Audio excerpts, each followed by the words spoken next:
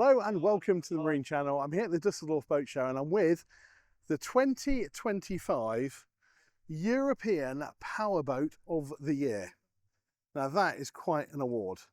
So this must be a pretty special boat, and it is. And I think you're going to really like this one. I'm going to have a little wander around the outside first of all and tell you a little bit about this boat, because it's a brand you probably won't be familiar with. It's called YOT. Power catamarans. This is the YOT 41. So they were here in Düsseldorf last year when they revealed the 36 foot, which was their first boat. This is a world debut for this boat, the 41. There are plans in the future to go even larger, but for the moment this is as big as you can go. And a little bit about the brand. So this is part of the Katana Group. It's a French company, been making boats for a long, long time. Very, very well respected. And they've basically applied all their knowledge of sailing boats and catamarans and all that kind of good stuff to this new brand. And the brand's sort of aimed at being kind of trendy, spacious, practical, and great value. I'll talk about prices a little bit later on. So this is a newbie brand, but not, if you like, a newbie company.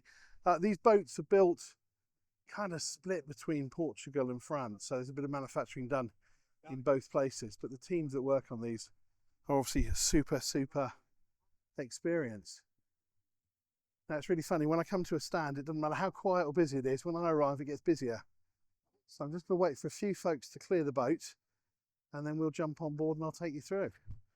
Okay, so we're going to get on board, but while we're here, just want to show you the outboards on this. Got a choice of Mercury power. You can either have twin 300s or twin 400s. We'll make our way up the stairs here. And that will endow, well, the larger power will endow the boat with a kind of about 20 knots cruising, 25 flat out.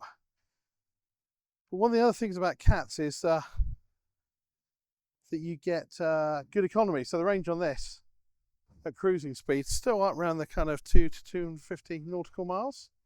So that's pretty good. One of the options on this boat is you can have a high-low platform. So this section in the middle goes down. Obviously the outboards are fixed, but it means that this can lower right down to water level. But here is what this boat is all about.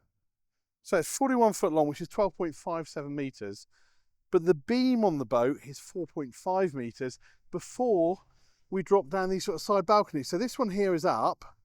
We can see on the port side, this one is lowered down. And we'll go over and have a little look at that. And that adds about 60 centimeters either side.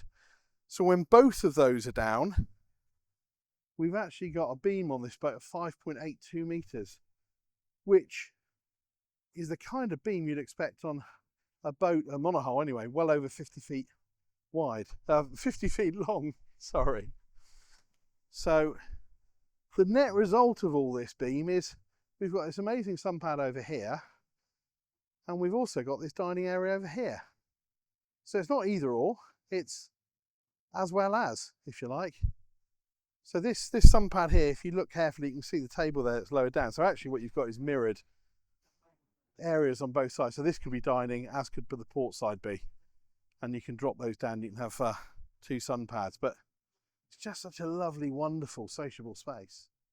And then we've got this additional sun pad area that's there all the time, which is lovely. And then over on our starboard side, we've got this big outdoor kitchen. Now I say it's outdoor because this boat's sort of, I guess, med spec in the sense that this is all open. So there's no doors that are sort of sealing off this area, but you can have covers that wrap all the way around, and then they'll go along here. And basically what you're looking at there, that sun pad and the kitchen area is then within those camper covers, if that makes sense. So if you're in a climate where it's slightly cooler, slightly wetter, then this can be a kind of a saloon area. But I'm kind of struggling to get over how beamy and spacious this feels for a boat of this length. You can see also, if you look up here, it's got this retractable sunshade. Now obviously with all of these sorts of boats, lots of these things are options. You can have teak flooring, you can have this sort of softer flooring, you can have the high-low platform, you can have loads and loads of different things. I'm not going to talk about price yet. I want you to kind of mentally imagine what the price might be on this boat, and then I will reveal all a little bit later on. So let's pan around now and have a little look here. So we've got a couple of, I say navigator seats. Reality is underway. You're going to sit there and just relax, and a great view out out over the bow. And then over here to our right hand side, obviously our helm position. This has got the Simrad. I think these are 16-inch screens from memory. This is the upgrade. Standard screens are a little bit smaller. I think they're 7-inch. Joystick control there, throttle control and all that kind of good stuff. And what's really helping this boat as well is the fact there's no side decks. So if you imagine, the cockpit space is pushed right the way out to the side because access to the bow is straight through the middle here. So let's go and do that. The other thing is that apart from this one little step up here, the entire deck is at one level. And here we are out on the bow. And again, this is a wonderful socialising space. A couple of great big sun pads there. All that nice sort of quilting. There's the option to upgrade the stereo. I think the standard stereo is 4 speakers. This one I suspect has got the upgraded stereo. We'll move the hat here. I'll just show you access to the electric windlass there. And if we pan around, see what I mean about it all being kind of one level? It's absolutely glorious, isn't it? And then you can see there's a little gate here that will close over. And then there's the front screen that will close over. So that this is, you know, when you're underway, if the weather's not great, you're in the shelter. You can see how easy it is to move right the way through the boat and take advantage of all this wonderful space. I think I've become a bit of a cat fan. The more time I spend on board boats and the more I use them, the more I realise that it is all about this sort of social space. The other thing with cats is that they're very stable. So one of the options you won't really want, or need rather, is stabilisers, which you would have probably on a monohull. You could well add £100,000 or euros. Don't need that on a cat.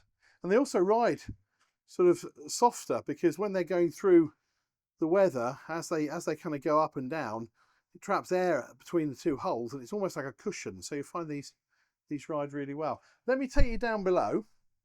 So access here, port and starboard are absolutely identical, okay? So let's take you down the port side.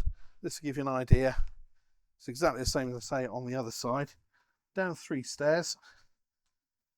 And then if we turn left, this is our ensuite. So loo and sink first of all, and then step through into quite a generous shower cubicle there.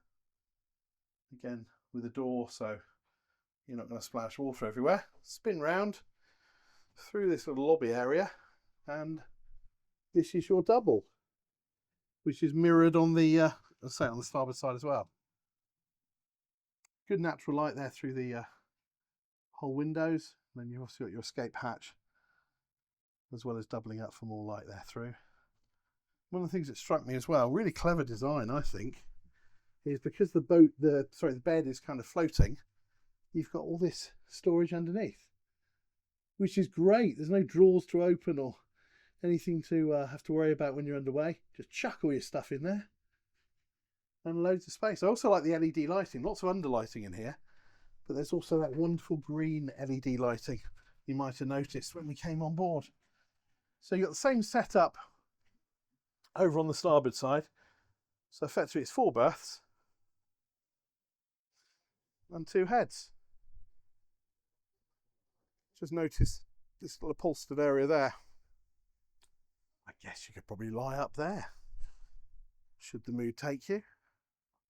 You've got that on the other side as well. So it's a very symmetrical kind of boat as well. Now, prices. I said I'd talk about that.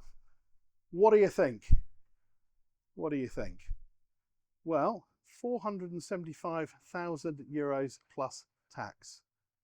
It's extraordinary value. Now, of course, there's options to add. But again, talking to one of the guys on the stand here, They said, well, if you went for the biggest engines, you know, the hydraulic platform, the upgraded stereo, you know, in fact, you kind of want to tick all the boxes, you'd still get the boat for around 700,000 euros plus VAT, which is very impressive value, I have to say. And no doubt, in addition to all the other good stuff we've seen, was one of the contributing factors to it getting 2025 Power Boat of the Year award. So there you go. I'm impressed. I really like this boat. It's got a lovely feel about it. It feels really sociable. Feels like a boat you can spend time on. And yeah, compared with some of the other stuff around here, I've looked at the prices. This is fantastic value. But you tell me what you think. Please comment, like, subscribe. Subscribe would really help us. Share the video with other people. And most importantly, keep coming back for more, because that's why we do it. Hope you've enjoyed the tour of the YOT 41, and we'll see you next time. Thanks very much. Bye-bye.